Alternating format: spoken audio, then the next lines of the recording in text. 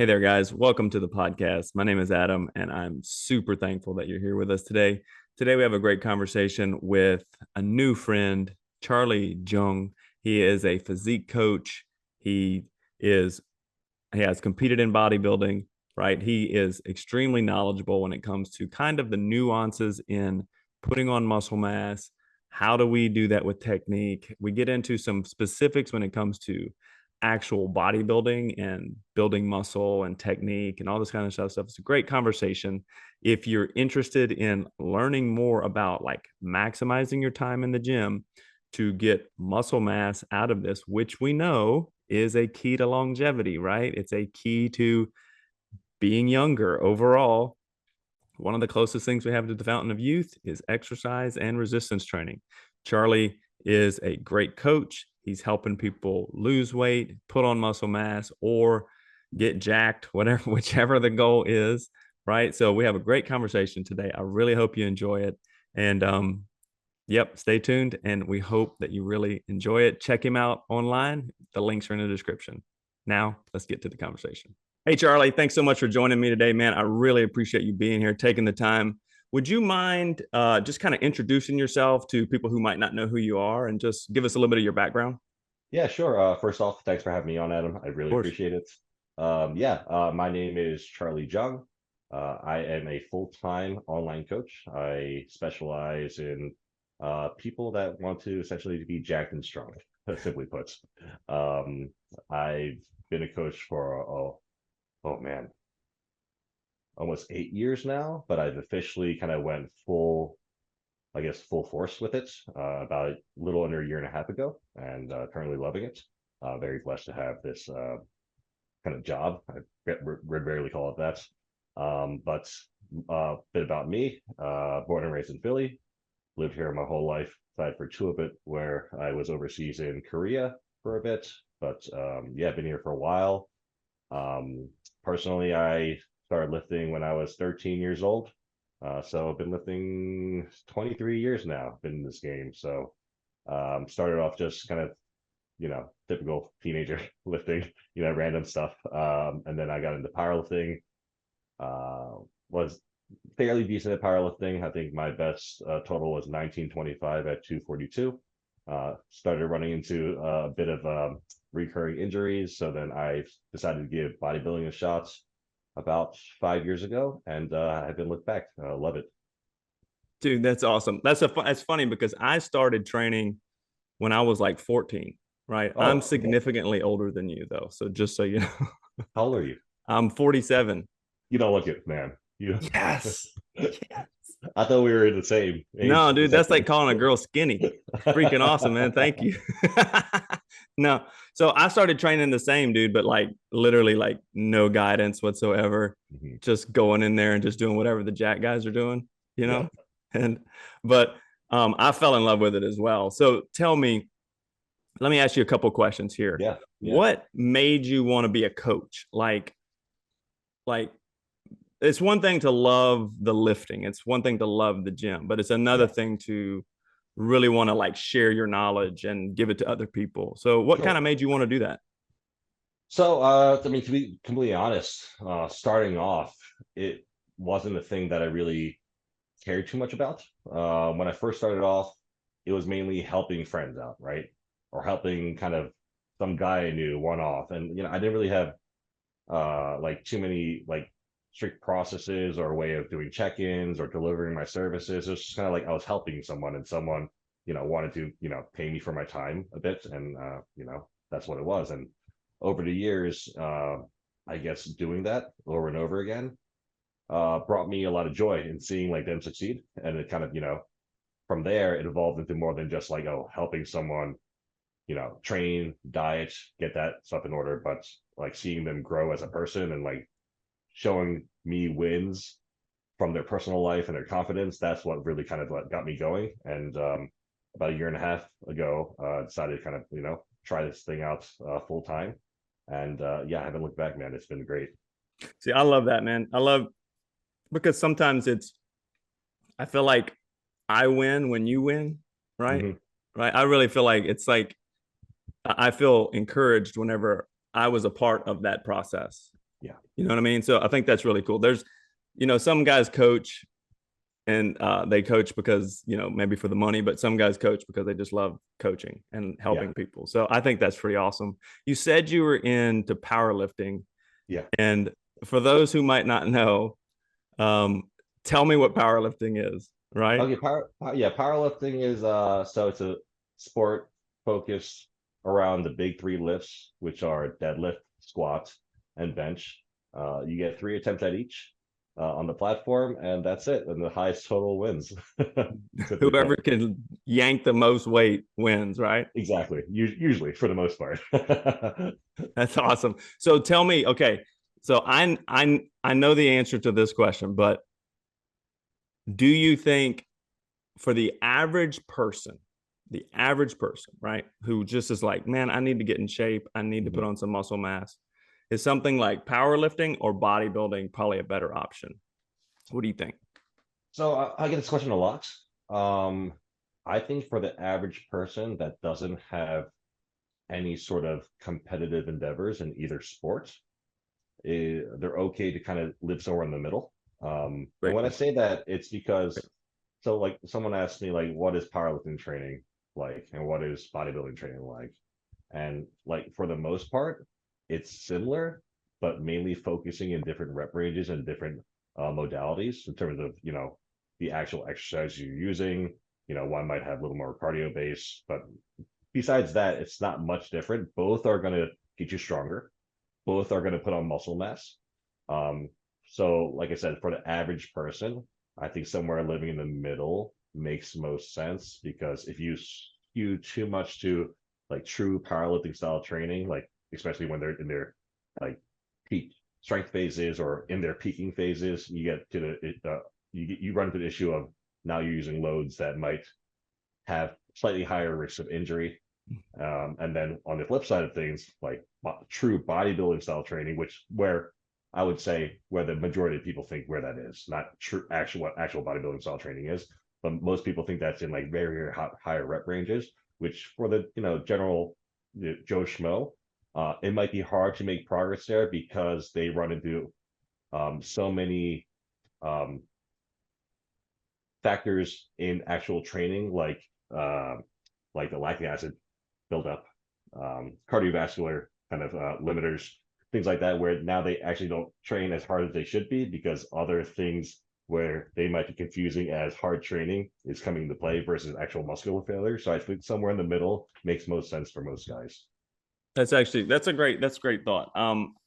I think for the most part too that somewhere in the middle, because people, I feel like especially for men, Mm-hmm. they want to be able to lift heavy weights, Yeah, so it feels freaking awesome to throw some plates on there and like exactly.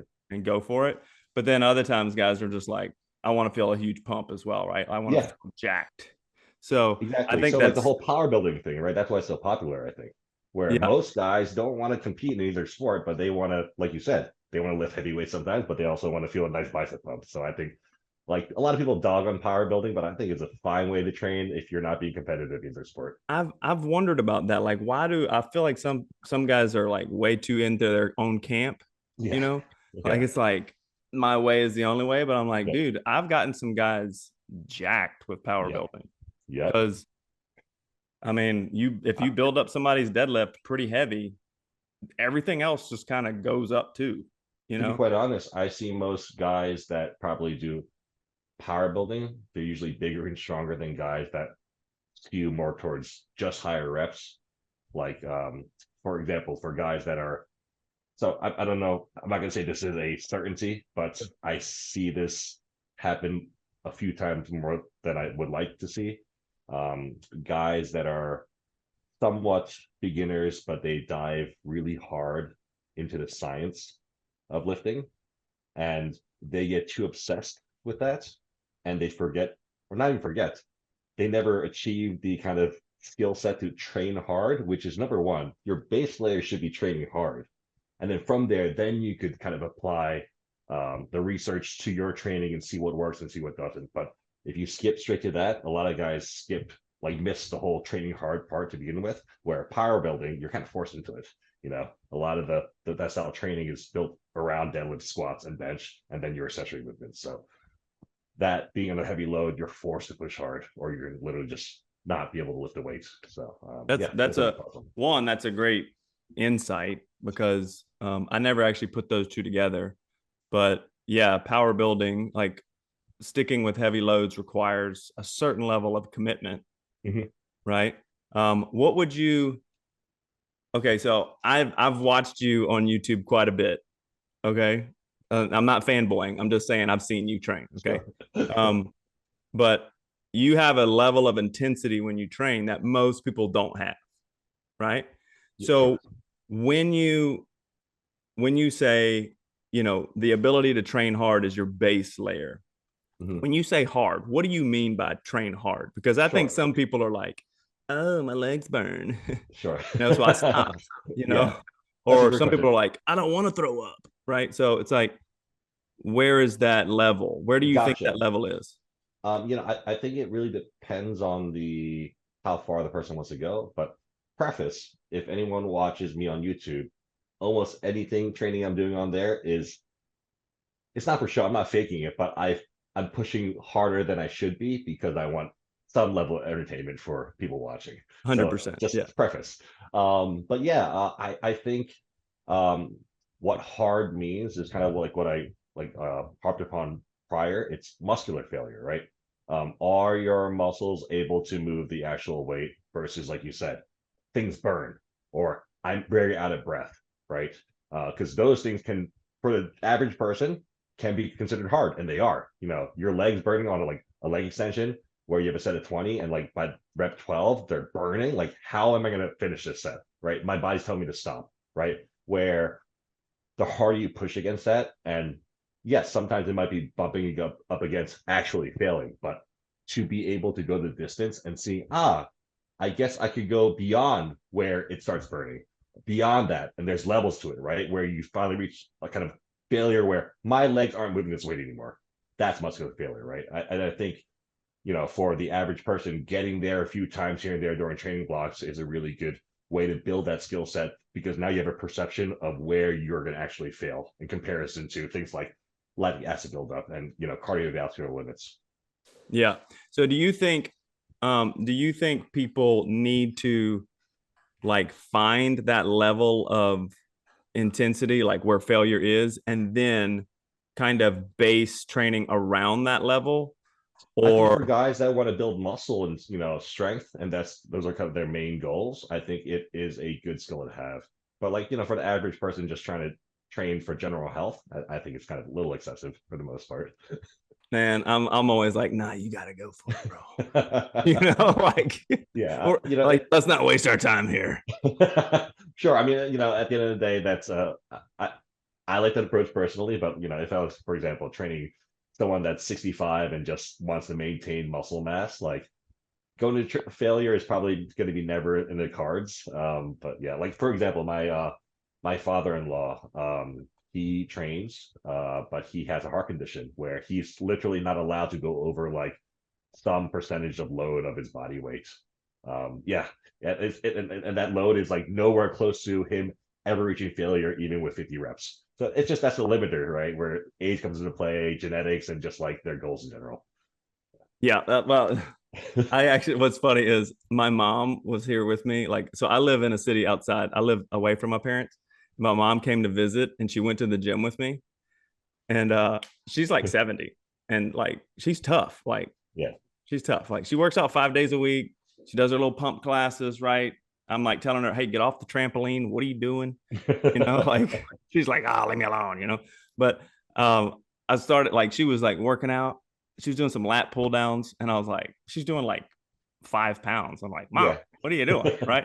So I start putting weight on there and like making her push herself just a little bit, not to failure, but just really pushing herself. The next day she was like, oh my God, I can't move. And I'm like, Yeah. oh, sorry. You know I what I really mean? feel it. Like, Yeah, yeah. sorry, Mom. And like So for like the extreme cases, like I was just reading this article I think earlier today actually where um I don't know how true it is with articles. I don't know. I didn't get a deep dive, but I think the American Heart Association says anyone over like the age of like 45 or 55, something pretty young, right? Where if they're out of shape, they shouldn't shovel snow because the novel movement above their head can cause heart attacks. And yeah, yeah. So that's an extreme case of that. But I'm just like, well, okay, first of all, the conspiracy part of me is like, sure, I should research that more or read into it more. dude, I'm like, if you die shoveling snow, you might have asked for it. You Yeah, know what I'm saying? I'm not trying to be cold, but I'm like, dude, you should, come on, man, it's shoveling. Let's, yeah, it's funny. But I've been seeing all these kind of weird articles like that too. It's like, you know, you die if you do these basic human movements. I'm sure. like, what is happening? Are we that out of shape as a culture? Like we're dying Possibly, from we're like getting there. we're dying from just being alive, just Yeah, moving around, right? So, dude, thank you for sharing that. But let me ask you this: yeah, for somebody who let's take like your average guy or lady who wants to put on as much muscle as they can, and let me preface that with in like a timely fashion, right? Like in a effective kind of time efficient way, right? I think sometimes when I say as much muscle as possible, they think, well, I'm going to look like Charlie. yeah. You know what I mean? And Good that's, luck. well, I'm like, you know how difficult that is, right? Like ladies who are like, well, I don't want to get bulky. I'm like, don't worry. Like you Yeah. have to like it has to be a part-time job for you to get really bulky. So, but for somebody like who wants to just really maximize their time in the gym, put on as much muscle as they can to live their life and have a great life, what kind of like what kind of split do you think people need to look for? What like what are some details that you as a coach would think about when maybe programming for them or coming up with a plan for them? Sure. I mean, I always start with kind of needs analysis first. Like, Okay. who are they? What is their training age? What is their actual age? What do they want to achieve? But at this point, they want to achieve muscle in a timely fashion, right? But look at their schedule, right? The first thing I always ask a client is how many days, and for those days, how much time can you train per week? And well, almost all of them go like, well, how many times do I need to? It's like, oh no, well, it doesn't matter. Like what you can do matters. So one of my number one questions during my intake process is how many days can you consistently train per week without missing a beat? So I think that already there is set. So it's usually somewhere between 4 to 6. 3 works too, but at the end of the day, anything is better than nothing, right? So if it's Sure. 2, then it has to be 2. From there, the split mainly depends on how many days they can work out per week. Generally speaking, I like to start off with 2 times a week frequency on larger body parts like chest, back, legs, and then maybe more on smaller body parts like arms, shoulders, calves, things like that. Okay. So you make a good point there. It's not how many times a week do you need to train, it's how many can you consistently train, because at the end of Yes, the day, it doesn't matter what's on your calendar. It there you matters go. what you get done, right? Yeah, exactly. Because consistency over that's what I tell people all the time. It's like consistency literally is the secret sauce Yep, it to all trumps of this. everything. Yep. So funny how we know that, but we're still like, give me the secret to this Yeah. these jacked delts. You know what I mean? Like, just what is it? Right. So let's just say hypothetically, Yeah. we got a guy who's like my age. He's in his 40s. He's got a little pudge around the waist. He needs to put on some muscle mass. Um, and he's got 3 days a week. He's Yeah. got 3 days a week for an hour and 30 minutes he can Yeah. do. That's awesome. What do you think's a great way to start with him? Or something like that. You can do, there's no one right way. A couple of favorites would be 3 full body, 3 times a week. You could also do a push pull. So sorry, day 1 upper, so push and pull. Day 2 lower, and then day 3 push and pull again. You can also do push, pull, lower. So it really depends on how you want to spread the volume across. Once again, I don't think one way is inherently better than the other. I think there's plenty of ways to get to Rome. What's the thing? All roads lead to Rome.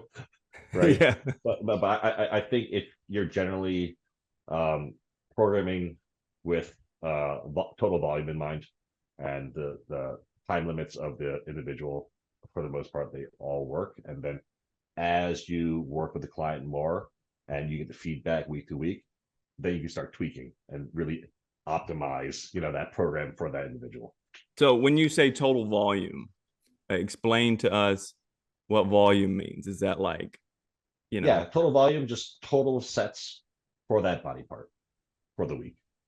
what do we, do you know what is the best target for that? Like, is it like five? Is it Yeah, yeah. 20? Unfortunately, that's like one of those questions where you learn as you go. You can start off, I start off generally with my clients for like chest, for example. Let's just use chest as an example. Anywhere from 10 to 15 sets of chest, roughly. That can go all the way down to 6 for some and all the way up to like 18 for others. So really depends on, how that individual and their body part responds to the stimulus. For example, my legs, I do 4 sets of hamstrings and 4 sets of quads per week, and they grow like weeds. You got them tree trunks, homie. Exactly. Yeah. I don't gotta do anything for it. I just like kind of like look at a weight and they grow. So like it's everyone's very different. It's good starting off somewhere in the middle and then kind of titrating up or down as needed. But generally speaking, yeah, What right do around you there. do you find that certain body parts just in general respond better to, let's say, higher number of sets or lower number of sets? Do you Yeah, yeah. I would say from my experience, legs tend to respond better to lower number of sets. I think it's mainly due to the damage they take from the load and the sheer size of them. And smaller body parts tend to take more sets. yeah, they I find, like, for me it's the opposite. Like, I like Ooh. hamstrings. I can look at a hamstring curl and like they're hanging, but my quads, I could literally annihilate them with like 15, 20 sets in a session, and they'll be like, I don't know if I'm gonna grow. Did we get worked? Yeah, did we get worked? They're like, we're sore, Yeah. but they're not going anywhere. You know what I mean? Yeah, yeah. So it's interesting working with different individuals and seeing what their volume tolerances are. It's like one little fun part about coaching, right? You just see the variability amongst the demographic, but Do you amongst the see? population. It's really cool. Do you think, is there a difference between men and women training in your, like? Do you program Yeah, differently for men and women, or I tend to program slightly higher volumes for women, but once that's usually the intro. But at the end of the day, it's always adjusted to the individual. But generally speaking, women tend to have slightly higher volume thresholds. I think mainly because the load they're moving around isn't as quite as high as the load that most men move around. So their connective tissue, their joints don't take quite the beating, and also their muscles in general don't take quite the beating and get quite the amount of stimulus that men do from the loads they're moving. my wife would say it's because women are tougher. Yeah, You know, that is actually that is my experience coaching women too. Yeah, mentally they just yeah, handle pain better. That's yeah. why that's why the man flu is a thing, Oh right? yeah, oh yeah. I had the man flu like a month ago. It lasted 3 weeks, and I was just an utter babbling child I the saw a, entire I, time. I saw a meme, and it was like from one of the Avengers or whatever, and it was like they were carrying somebody's body, and it was like me with the man flu, and then it was like my wife carrying me who's also sick. You know what I mean? Like, That is accurate. right. I've found that too. Anytime I've worked with ladies who are serious, they just can take more punishment Yep. and they recover faster. Do And not you even that, they're go on ahead? point with everything else. Like you tell them to eat these macros, they are on top of it. Yeah, That it's is true awesome. too. They Yeah. tend to be rule followers. Like, I Yep. have found that, right? If I you think because find they the kind of trust lady who more. likes to train, yeah. Yeah. From what generally speaking, more women tend to trust whoever they're reaching out for advice. They trust that person a bit more on average than men. Men, I think we have a bit of an ego sometimes. So like we think we know better, or like so like it's kind of harder to put that trust in. So yeah, I think might have to move with it. That is true. Do Yeah. you do you run macros and anything a little different for women compared to men? Do you do anything like that? No, well, once again, I start off with, because so I have a calculator that I use. It's very similar to anything you'll find online, but this is one I built for myself. It's skewed more towards people that are trying to, once again, optimize or maximize their time in the kitchen and gym. So it's a little more skewed towards carbs than fats. But beyond that, I'll use that for the most part. That and their intake, or where I have some questions about their diet. Maybe we kind of have an idea of what they've been eating, and the first 2 weeks we'll run what we theoretically think that maintenance phase is. One, to kind of just test out, test, on the macros truly what their maintenance is, but also mainly to test out their adherence and consistency, because I don't make changes to anyone's macros until they are consistent with the ones they have. There's no point. Again, But yeah, you're consistency. moving exactly right. But beyond that, like, to answer your question, it's baseline, and from there make the adjustments as needed. I think that's, yeah. I mean, it's funny how you've got so many people out there who just give blanket statements like Yep. women should eat 1,200 calories, or women need to eat this much and men need to eat this much. A number of ladies who've come to me and I'm like, we're gonna immediately double your calorie intake Yep. Yep. immediately. Yep. And they're Very, like, but I'm very gonna get common. fat. I'm like, you're already fat. So you're Don't already suffer. overweight. Might So as well what? do that and not suffer. Yeah. Yeah, like let's try it, Yeah. and immediately they start losing weight. Yeah. And Everyone's so different. I see, like, one of my clients, she's about 150 pounds and she's eating 410 grams of carbs a day and not gaining weight. So, holy and smoke. then I have like clients who are like 120 pounds and they're down to like 80 grams of carbs a day, and it's so hard for them to lose weight. So it's the variability in humans are so drastic. The insulin sensitivity is different for this person or that person, and Exactly. right, yeah, it's so interesting. That's why, I mean, not to plug, not just to plug services, but Yeah. it's why coaches are important, right? Sure.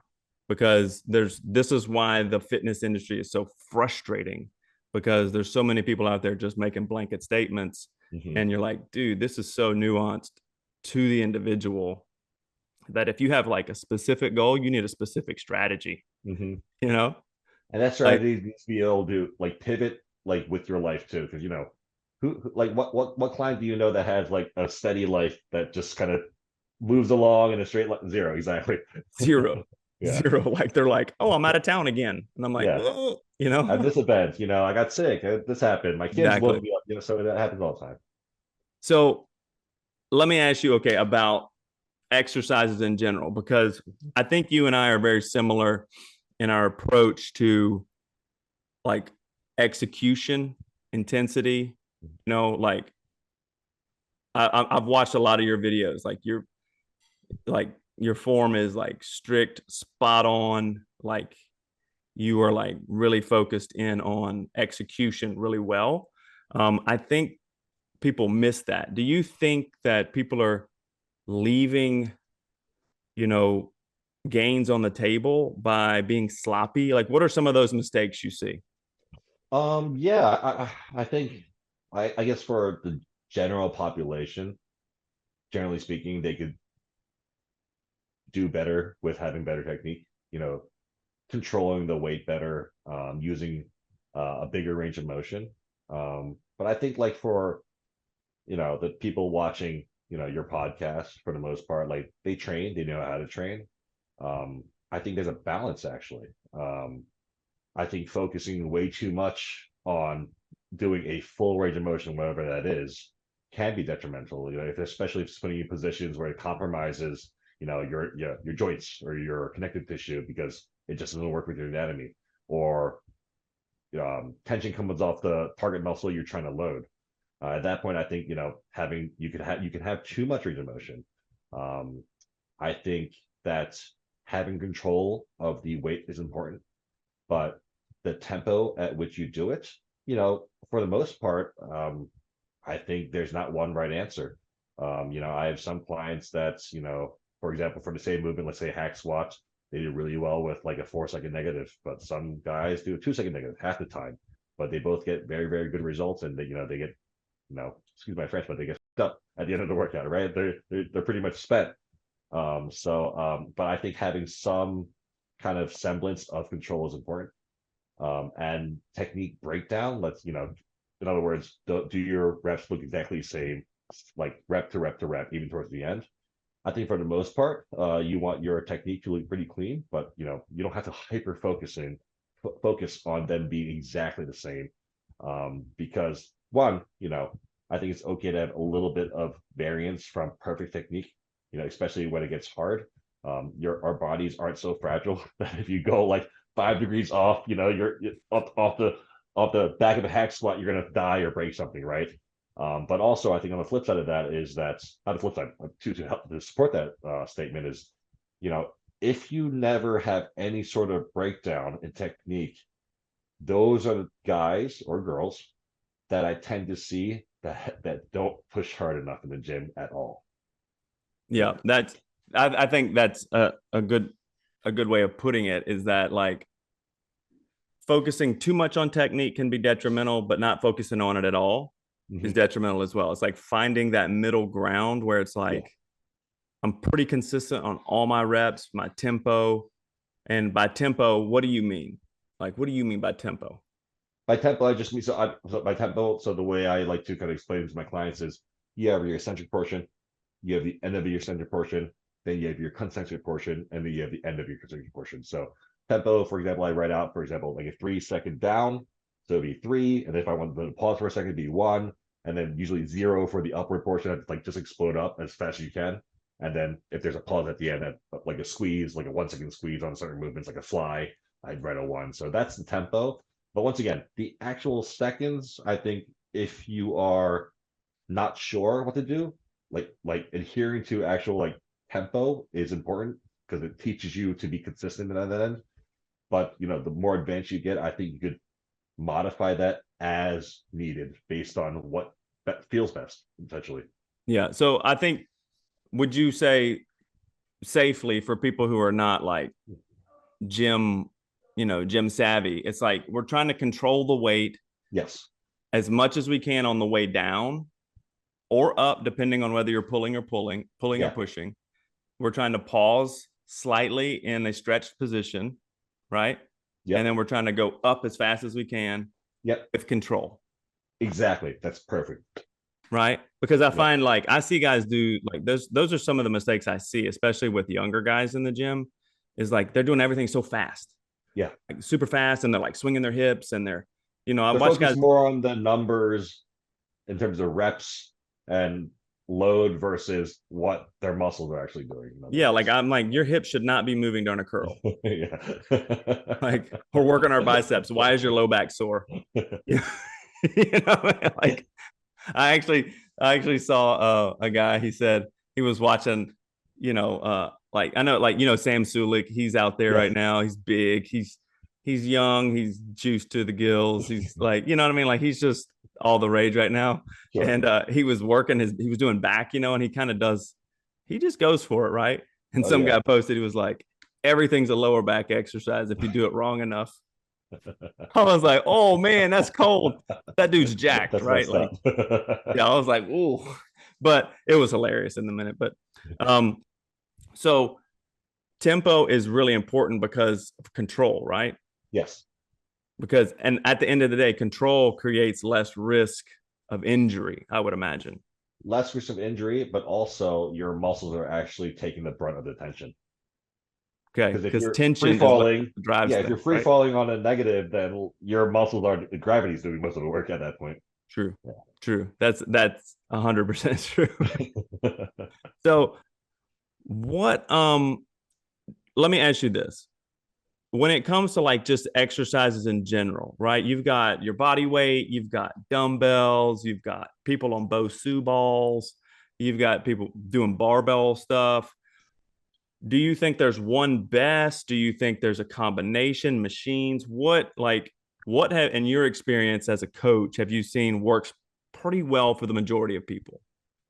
So I would say, if you're a beginner, um, working with more like barbells and dumbbells could be beneficial, because it works stabilizers a bit more, but it also helps you learn movement patterns and learn more body awareness, which is, I think, quite important. But as you advance, I think shifting a lot of that to more stable exercises could be beneficial. And what I mean by stable exercises, it just means, is there less movement on these planes, right? So machines, well, like simply put, right? Because a hack squat, you don't have to stabilize much. You might have some side to side hip shift if you're, kind of like on the platform in front of you, but beyond that, you're just moving up and down. Same with leg press versus a barbell squat where now you have to stabilize 360, right? And also on this axis and side to side. So yeah, I think as you advance, the more stable exercises are going to help you generate, not going to help you, they will help you generate more force, so that your muscles can essentially get more stimulus for less risk. That's a great way to look at it, because it seems like when you're first starting, most people just don't have any body awareness. Yeah. Like if you watch somebody do a lunge or something, it looks like have you ever squatted down? Exactly. So I guess using dumbbells and barbells would maybe create more central nervous system like learning. Yeah. Right. And then as you get stronger and we're trying to put on as much muscle as we can efficiently, then generating enough force with less fatigue, would you say? Yes, exactly. Yes. Right. Yeah. Because I think people, do you deal with like stimulus to fatigue ratio with any of your clients, Sure. or you just do that when you're like programming? Exactly. Yeah. So can you explain in basic terms what that Yeah. means? Yeah. So you have stimulus. So for any exercise, right, you have the stimulus, right, which is the good stuff you want, but you also have the fatigue, which is the stuff you don't want, or you want to control that aspect, right? A really good example I like to use is the deadlift, right? Deadlifts are extremely stimulative for the whole posterior chain.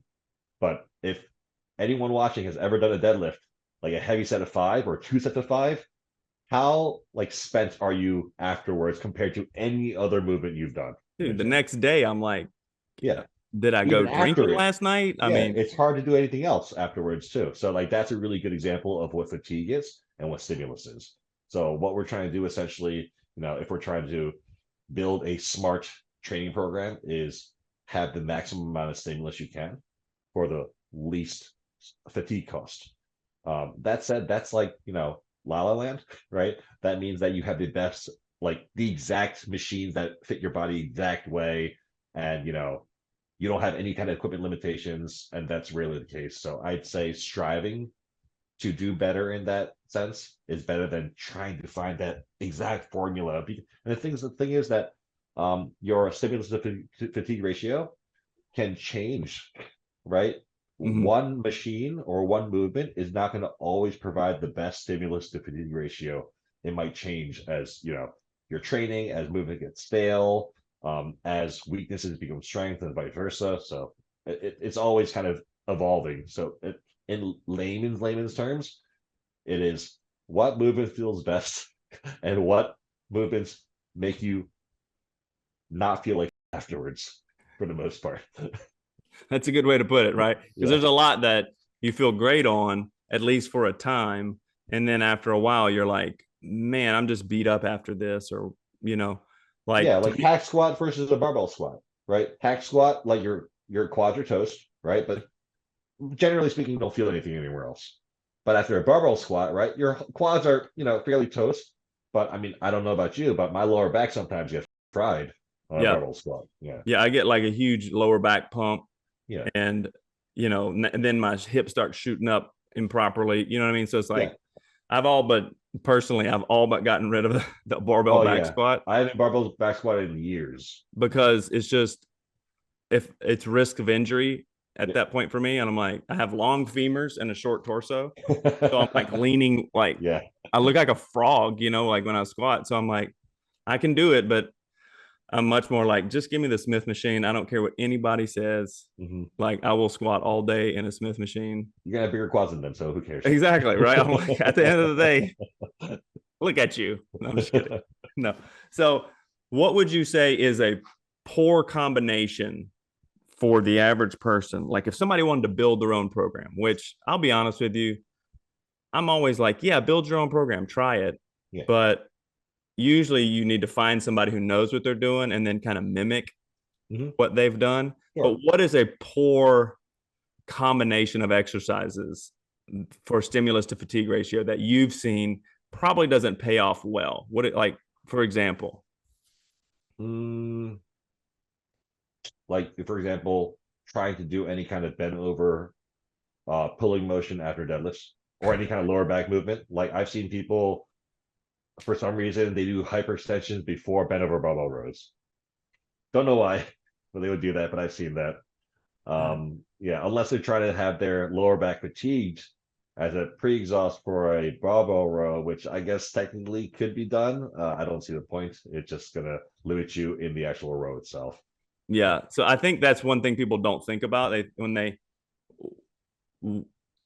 I think that one thing, would you see if you agree with me on this? One thing, the difference between a coach and somebody who's just building their own program, most people are just, they're programming movements and they're not thinking about like, what is actually being worked when I do this? And how is that going to affect the thing before or the thing after that I'm doing? Because if I'm here to get as strong or as big as possible, that means I need to put as much effort into each movement. But if I'm doing one that's killing the next one, Yeah, or I think that's a very common thing. Yeah, that coach having a coach can help you with, which is just not having to worry about your overall programming, and the coach is going to usually know better in terms of like, yeah, we want it in this order with these rep ranges and this volume for these movements because it's going to help you maximize that time you're putting, that hour and a half you're putting in the gym on that day versus you coming out the other end beat up, but you could probably done more here, done more there because your exercise or the number of sets or the rep range you're doing for those movements could have been kind of assess better and kind of finagled with. yeah, see, I love all this part because this is where like the sciencey part gets into it for me, and I love it because you can really you can really catapult somebody's um gains with just better programming. If you got somebody Yeah, who knows how to work hard, they know how to stick to their food, and you just give them a really good, if you give them a great program, man, yeah, they can get jacked, you they know? can. So what, let me ask you, like, on this level, what are some big mistakes you see people making? Like, as a coach, you train a lot. Um, what are some big mistakes you see people making in the gym, like just from a basic point of view? In the gym, I mean, the biggest thing I see is I just see like one big technique breakdowns, which you've seen, people just kind of flopping on machines. And the other thing is just they don't train hard enough. That's the most common thing I see. I see that, to be honest, in a lot of advanced lifters. And when I say advanced lifters, I guess not advanced. I'd say advanced training age. So like guys with 5, 10, 15 years of training, unfortunately, where they come to me and like we assess some initial things through via video of their movements. And I was like, nice warm up. So where's the working set? And they're like, that was my working set. I'm like, oh, okay. But that's the thing is that's much more common than you think. It's not like an outlier. Like I've worked with guys over and over and over again where they come to me and their intensity is just not up to par. And as soon as you help them as a coach, find what intense means and what failure is, and they kind of work up to that because of skill. You don't just tell them and they go, oh, it's fixed, right? They have to learn that like over time because it's tough. But once they do, like you don't need to change much. Just the increased effort itself, like essentially get some newbie gains. So I would say those two things for me are the biggest things. So guys just not working hard enough and not paying attention to technique breakdown. Yeah, Those are your two. Yeah, those would definitely be big ones that I've seen too. yeah. What about let me ask you this. If somebody is like training, do you have any like basic principles on what technique should look like? Like any ideas, you know? So yeah. tempo wise, once again, I like following a 3-1-0-1 tempo pattern. So three negative, 1 second pause, explode up, 1 second at peak contraction. Following that for pretty much any movement, like if you don't know what you're doing, is going to put you in a really, really good spot. I would 100% agree because Yeah. I mean, if you squat like that, if you deadlift like that, if you bench like that, if you row like that, it's pretty difficult to Screw it up, not right? not Yeah, you feel get what's happening. exactly. So I'd Right. say that alone is going to help a lot of people. That's and just like once in a while recording yourself doing a top set on movements that you're not sure about. And if you like use the fast forward thing, they all have it. If you look at your first few reps and you fast forward to the end of the sets and they look wildly different, then it's something to look at. I'd say That's that's a a really easy way to kind of assess, like, am I holding on to my technique throughout the actual set? that's a great point. Yeah.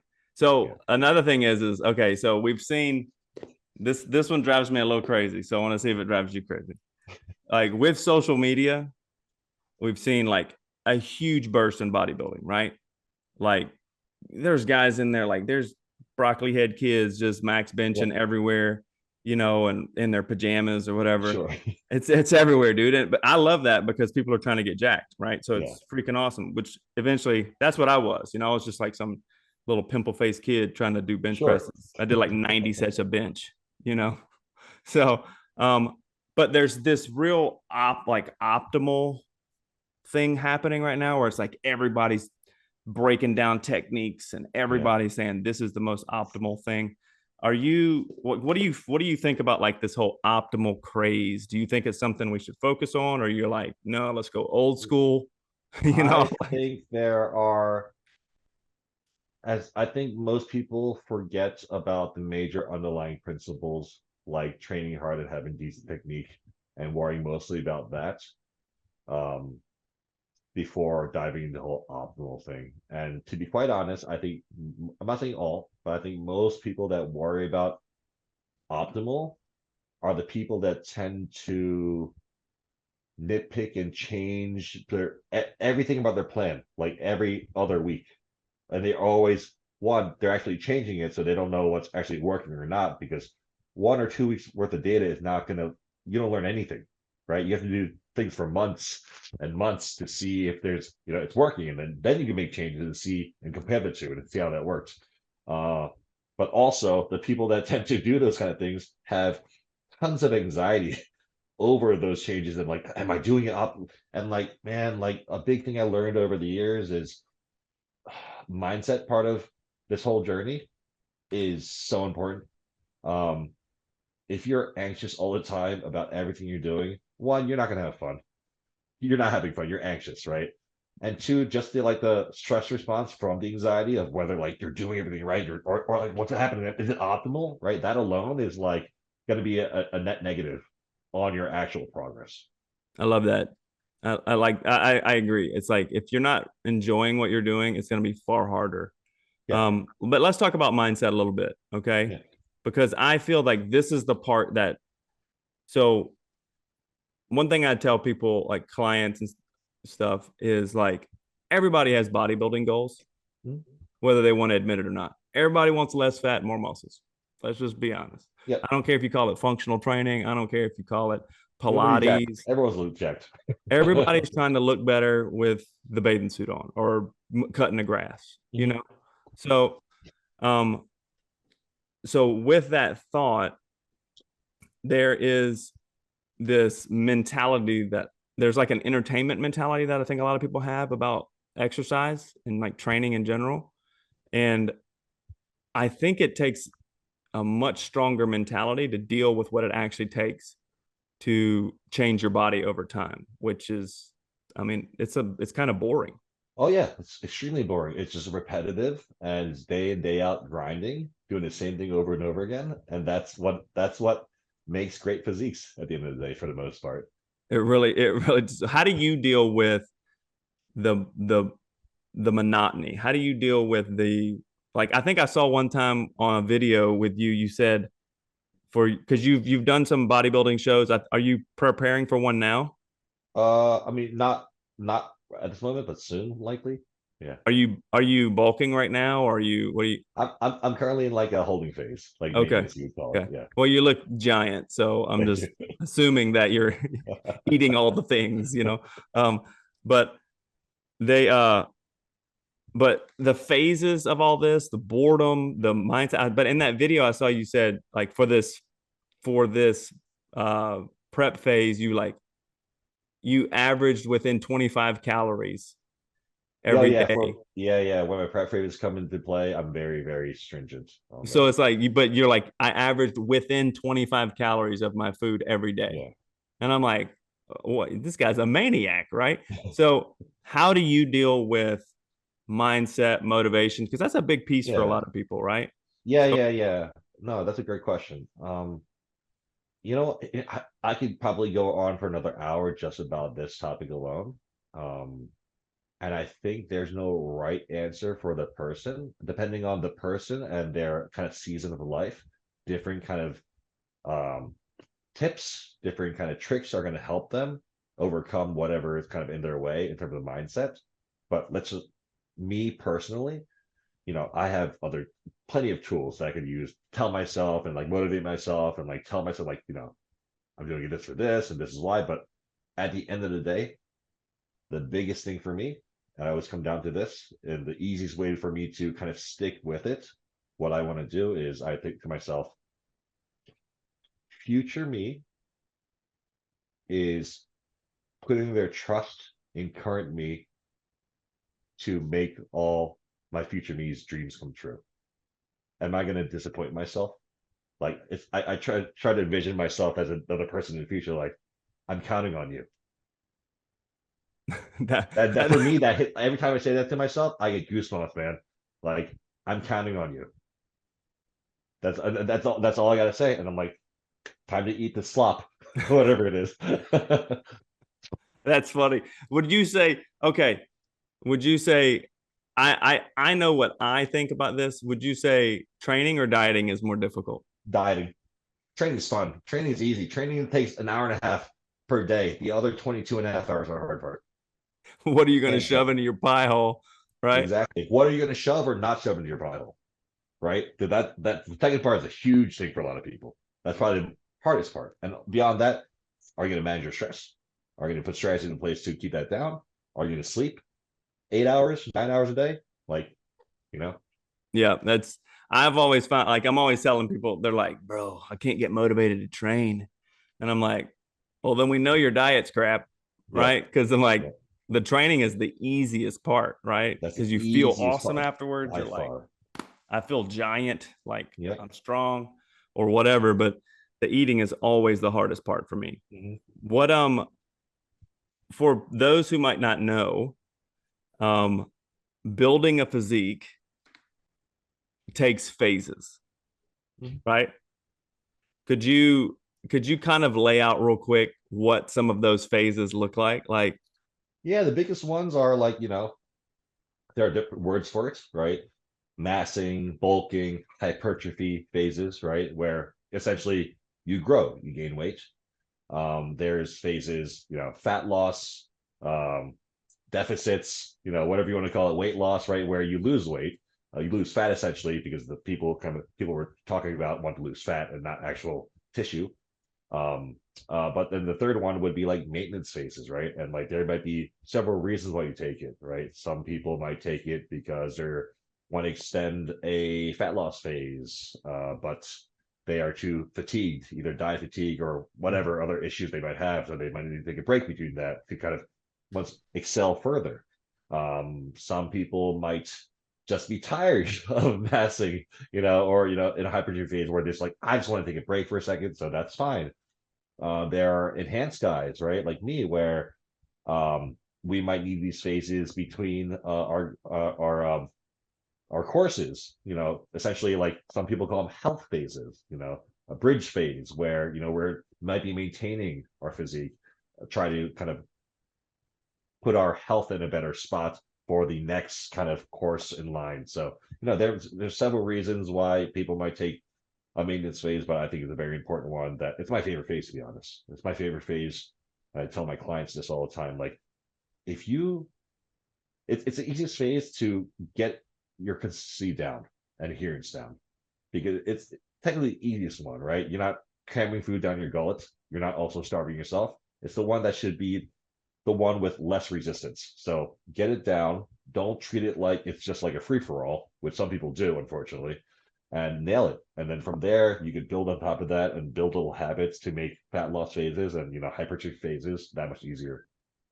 Yeah, I think maintenance phases are the most fun Yeah. because they're the least stressful, Yes. right? There's just no stress. Like it's like, dude, I'm just here. I'm eating pretty good, Yeah. but I get to train as hard as I want. Yep. And I usually get to train about as much as I want to. Like I don't have Yeah. to dial back on anything. Nope. Um, And it's a lot of people. I think they're worried about maintenance phases. Like, oh, they're like, I'm not making progress in maintenance phases. Like that's bullshit, man. Like just because you're not seeing the scale move doesn't mean you're not making progress. If your logbook is progressing, then there is progress happening. Absolutely. I want to talk about that real quick. Okay. Progressing, because this is something that I have to coach constantly, right? Because in my opinion, if you want to get the most out of your training, you have to be obsessive about progression. Like you have to be a little bit like it's about progressing. Sure. So how do you coach your clients on progression in the gym? There's a lot of ways to do it. How do Sure. you do it, and what do you find works best? So the big thing I always tell clients is, and anyone to be honest, is focus less about short-term progressions and more about long-term progressions. What I mean by that is you're always going to have moments in your training or diet, like the scale, right? Both, this applies to both, where it's not trending linearly or the way you like. It doesn't mean you're not progressing, right? If you look at the long picture zoomed out, you're progressing likely. So always focus on that versus what's happening, week to week. That said, on the whole, right, you should be making some sort of progress in the gym week to week, right? Whether that be 1 rep added to your set, right? Your first set, or 0.25 pounds added here and there, right? Some sort of progression needs to be happening because you need to pretty much give your muscles um, added stimulus, and the only way it's going to add that stimulus is either via more work or more load. Exactly. Do you do so when you let's say when you program um sets and reps, do Yeah. you do like rep range windows? Are you Yes. exact numbers? Like Yeah. how do I you do do rep that? range windows. Yeah. So generally speaking, I like to keep it very easy in terms of just like if someone looked at my like training log, like they're like, oh, I know what's going on, right? So my rep range I prescribe to my clients, I the old instruction there it says this pertains to your first working set. And then beyond that, it's I don't go off the rep range anymore. I go off the uh, effort target, which I use on RIR. You're familiar with Mhm. RIR. So essentially, like your second set is stick with that load, aim for that RIR target, which is why like effort and intensity is a really important skill to build and know. So then from there, all they have to do is that, and whatever rep they land on is that rep they land on. But generally speaking, their reps are gonna trail off generally during the actual exercise progresses. Yeah, if you're doing your first set right, you should not be able to repeat Correct. that Yeah. performance again, right? That's Yes. why I'm like constantly like I'll see people's log and it's like I did 3 sets of 10, 10, 10, 10. and I'm like, Yeah. then those first two were warm-ups at Yeah. best, Yes. you know, unless you did rest pause at the end or something, that, but Exactly. I Yeah. guarantee you didn't do that, No, you didn't do that. Well, for me, it's like you didn't do that because I didn't program it. That's true too. So when you do, what are your rep range windows then? Do you have like a set few that you use that you prefer? Yeah, anywhere between usually 6 to 25 reps. Yeah, and it That's a depends. big And one. that's yeah, generally speaking, movements with larger muscle groups will tend to skew down. Okay. So somewhere in the 6 to 15, 12 maybe. And larger muscle groups, I tend to skew up. So 12 to 20 plus. So you would say like, let's say quads, hamstrings are probably going to be in that lower rep range just due to fatigue or Yeah. So yeah, just So example, those larger muscle groups and more muscle groups involved will require more oxygen. So it's likely that you're going to hit a limit in terms of your cardio before you even hit a limit in terms of your actual muscles failing. So it's not just the muscle itself, it's also the movement. So I might prescribe 20 reps for leg extensions because a single joint movement, your quads are involved, and that's it. But like 20 reps for a hack squat, I'm like, yeah, I rarely would, unless I'm feeling a little spicy that day, and like I'm not going to program that for anyone. Dude, you're like, I hate this client. I'm giving him 20 reps, matching myo reps on the Oh God. dude to make him just throw up. I'm trying to make this guy quit. I've actually done that. Like I've used some of those intensity techniques with guys who I know can handle them. Yeah. I don't do it with many people, but Yeah, dude, exactly. Yeah. when you start introducing some of that with the people, they're like, I did not know pain Yeah. could And you, feel and that you way, you know? respond back to them. It's like, it's because I love you. And I trust you. Yeah. When they're like, I hate you today, I'm like, well, when you're jacked, think about me then. Yeah. So, well, okay. So, Charly, I don't want to keep you too long. I know you got people to coach. So, tell me what some of the things I know, are you into like a clothing line too? Are you into that? You got, right? I mean, I don't know how you found that about me. I own a custom leather jacket company that's made to measure all that stuff. I don't Dude, know what you're look, talking I'm a researcher, bro. I'm fanboying over here. I'm following you, dog. No, I'm just kidding. I think you mentioned it at some point. I have a really good memory for that Okay. kind of thing, so I just Yeah. like it pops in. Like, Yeah. Random fact. Yeah, I own a like custom made to measure leather jacket company. It has nothing to do with bodybuilding, by the way, because I know guys like us, it's hard to find stuff that fits properly. It's nothing to do with that, by the way, because I started this like 20 years ago. really, It was when I was like 170 pounds. dude, So I'm creeping you out right now. Watch, yeah, that's for like normal people that just want well-fitting jackets. But over the years, like it's odd. Like about like a handful of times a year, like someone will reach out to me on my like the company's called Falcon Garments on that account on the email, and they're like, "Hey, like I know who you are. I know like you also like clothes that fit," and like they'll send me the measurements. I'm like, "Oh, shit, you're a bodybuilder." So it's really interesting. I'll make jackets for bodybuilders sometimes. dude. That's the real struggle, dude. Like when you really put on muscle mass, Oh you yeah, just don't everything in fit. your waist is like this. It's just Yeah, you giant just tent don't down here. fit. You see guys trying to wear like a button down, and it looks like they put on a tent. No. Yep. You know Yep. what I mean? You're Very just ill like, dude, fitting. you got to have a tailor, Yep. right? Yep. Like the investment is actually pretty significant. You Yeah. know what I mean? The way you suffer for the thing you love, right? So tell me, where can people find you, man? If they wanted to reach out, they wanted to learn more, follow you, Yeah. where do we So find you, dude? Instagram is really easy to find me. I am at Charlton_Banks. Props to everyone that got the Fresh Prince of Bel-Air reference, by the way. You can also find my website. It's Ascend with no E like this, ascendcoaching.com. And yeah, reach out, have a chat, whatever.